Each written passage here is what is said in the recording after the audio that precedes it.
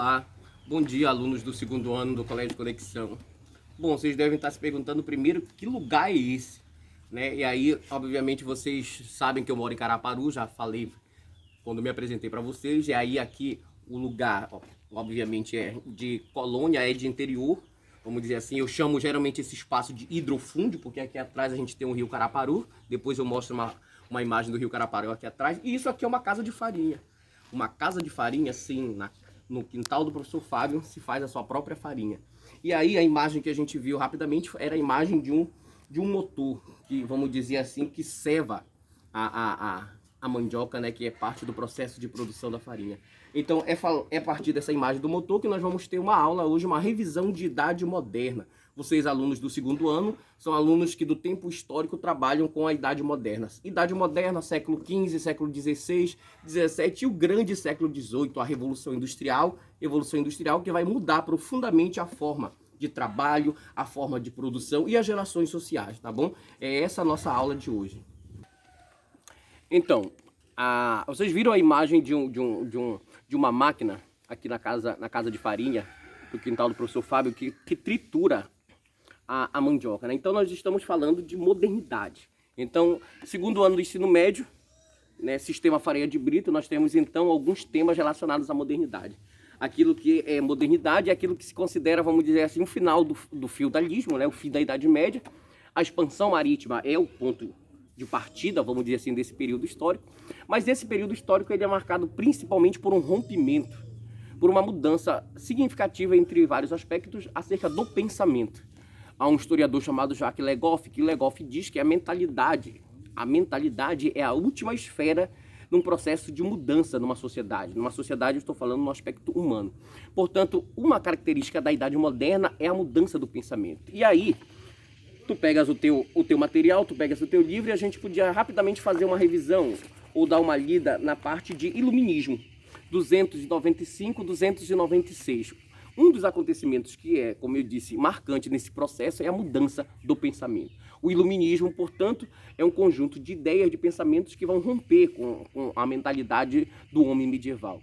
E dentro dessa nova perspectiva, dentro dessa nova mudança, a razão, né? A palavrinha mágica é razão.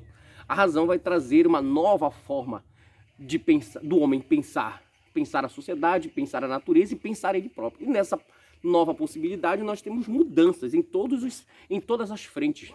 Na frente política, a grande mudança é a Revolução Francesa. A Revolução Francesa ela é um marco histórico profundo dessa idade moderna, onde nós temos o rompimento definitivo com o absolutismo e a implantação de uma república, a implantação da democracia.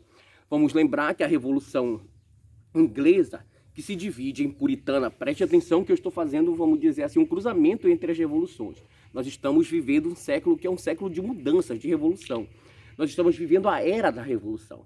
Então, nós temos a Revolução Inglesa, que se divide em puritana e gloriosa, mas nós já estudamos que essa revolução não é uma revolução muito, vamos dizer assim, profunda. É uma revolução que ainda permite, vamos dizer assim, a manutenção, querendo ou não, da monarquia. Está aí, até hoje, uma velha bestada chamada Rainha Elizabeth, que ainda está viva, por sinal. O coronavírus ainda não conseguiu matá-la. Então, a monarquia ainda existe, vamos dizer, ela está lá, ela não manda, mas ela está pactuada com a burguesia. Então, na Revolução Inglesa, nós temos uma aliança entre burguesia e nobreza. Não é uma revolução. A Revolução Francesa, não. Ela é linda. Ela é linda por quê? Porque ela mata. Não tem graça a revolução que não mata. Não tem graça a revolução que não tem sangue. Para ser revolução, tem que matar, tem que ter sangue. E aí, o que é que... Na Revolução Francesa, nós levamos o rei na praça e matamos ele na guilhotina. E implantamos uma república. Agora, linda, entre aspas, porque é uma revolução burguesa, não te esquece disso. É uma revolução que, entre outras coisas, vai estruturar a burguesia no poder. Dentro desse processo, desse período, a Inglaterra agora merece destaque. Não tanto pela Revolução Inglesa, do aspecto político, mas quanto ao aspecto econômico. Do ponto de vista político, a minha aposta é a Revolução Francesa. Se cair questão política, na Idade Moderna, a minha aposta é a Revolução Francesa. Se for no aspecto econômico, aí no aspecto econômico tu vais lá para a página 311. Na página 311 a gente teve uma aula que é a famosa Revolução Industrial. A Revolução Industrial ela é, vamos dizer assim, um marco histórico da chegada definitiva da burguesia ao poder. A Revolução Industrial, eu posso dizer que é o capitalismo nascendo, vamos dizer, sendo parido a partir da expansão marítima, da política econômica mercantil. O capitalismo passou por um processo de gestação. Essa gestação se completa na Revolução Industrial. Na Revolução Industrial, o capitalismo nasce. Esse anjinho, quando nasce, entre outras coisas, nasce aonde? A maternidade é a Inglaterra. E a Inglaterra, ela é, vamos dizer assim, um berço bastante oportuno.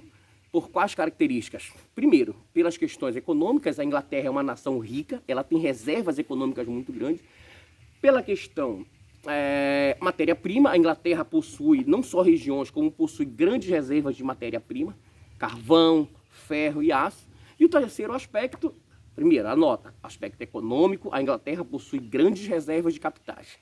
Aspecto natureza, a Inglaterra possui grande quantidade de matéria-prima. E o aspecto social. No aspecto social, nós temos uma política chamada de política de cercamentos, que vai estar expulsando os camponeses e levando para a cidade. E chegando na cidade, esses camponeses serão presas fáceis para as primeiras fábricas.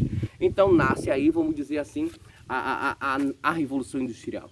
Sobre a Revolução Industrial, tem alguns aspectos em que eu acho importante. O primeiro aspecto é o aspecto histórico, a origem. As primeiras fábricas, obviamente, elas eram em condições totalmente, vamos dizer assim, insalubres, eram, vamos dizer, soturnas, sem nenhum direito trabalhista, e aí, obviamente, nós vamos ter o início daquilo que Marx gosta muito bem de trabalhar, que é a luta de classe. Não esquece daquela frase que eu coloquei no quadro, que eu pedi para te colocar no teu estado. Para Marx, a luta de classe é o motor da história. A história não se movimenta sem luta de classe. Então, em se tratando de luta de classe, a Revolução Industrial faz emergir dois grupos, duas classes, a burguesia e a classe trabalhadora. E a partir do século XVIII, essas duas classes elas vão ser grandes protagonistas de luta. Dentro da questão histórica, vamos lembrar que a primeira forma de luta foi um movimento chamado ludismo, lembra? Ludismo, a quebra das máquinas. Os trabalhadores entravam à noite nas fábricas e davam porrada na máquina. Olha essa doidice. O trabalhador dava porrada na máquina. Era a forma de luta, era a forma de sobrevivência. Depois nós vamos ter um movimento chamado cartismo. A tua atividade daqui a pouco vai ser sobre isso. Ludismo e cartismo. O cartismo já é uma questão mais política. O trabalhador já está mais um pouco consciente. E ele entende que uma forma de luta é estando no Estado. Muito bem. Outro aspecto importante da Revolução Industrial é o aspecto tecnológico. Ali, nós filmamos ainda há pouco o uso de uma máquina que ela faz a maior diferença para a gente aqui na fabricação da farinha. Por que faz uma diferença? Porque ela acelera o processo de produção. Tu imagina que há 20 anos atrás, mais ou menos, eu tenho 25 anos, a gente fazia isso num movimento de ficar, vamos dizer assim, triturando a mandioca numa força vamos dizer assim, de braço muito grande. Hoje essa máquina, portanto, ela adianta o trabalho, ela adianta a produção da farinha num tempo significativo. A Revolução Industrial vai trazer essa perspectiva do aumento da produção, o aumento vertiginoso da produção. A manufatura, olha, falando em manufatura, é uma casa de farinha. A manufatura é uma espécie de forma de produção ainda artesanal entre o feudal e, vamos dizer assim, o moderno. Então, as manufaturas começam a surgir. E dentro dessas manufaturas, o aparecimento da máquina. A primeira máquina, todo mundo já viu num livro de história, que é de desenhinho clássico, é uma máquina de tear. Por que tear? Porque a Inglaterra é grande produtora de lã. A política de cercamentos era voltada para a questão da lã, as ovelhas, produção de tecido. Portanto, é a primeira máquina a vapor, a primeira máquina da Revolução. Mas eu queria chamar a atenção para uma outra máquina, a máquina a vapor. Por que é importante a máquina a vapor? Entre outros aspectos, para o transporte. A Maria Fumaça, quem nunca ouviu falar, o trem. A Revolução Industrial ela vai encurtar os espaços geográficos entre os territórios mundiais. Os territórios vão se tornar menores, porque a partir de agora a máquina vai, vamos dizer assim, tornar a velocidade. Vamos lembrar do navio. Se não cair uma imagem de uma Maria Fumaça, de repente uma imagem do Titanic, seria bom lembrar o Titanic também nesse processo. Ou seja, a partir daí, o navio, a Maria Fumaça, a Revolução Industrial vai tornar os meios de transporte muito mais eficientes. Mas para finalizar sobre a Revolução Industrial, eu queria chamar a atenção, entre outros aspectos, para um tema que quase não se trabalha no Enem, a questão natureza. A Revolução Industrial, obviamente, ela perpassa pelo uso, pelo abuso, aliás, da natureza, dos recursos naturais.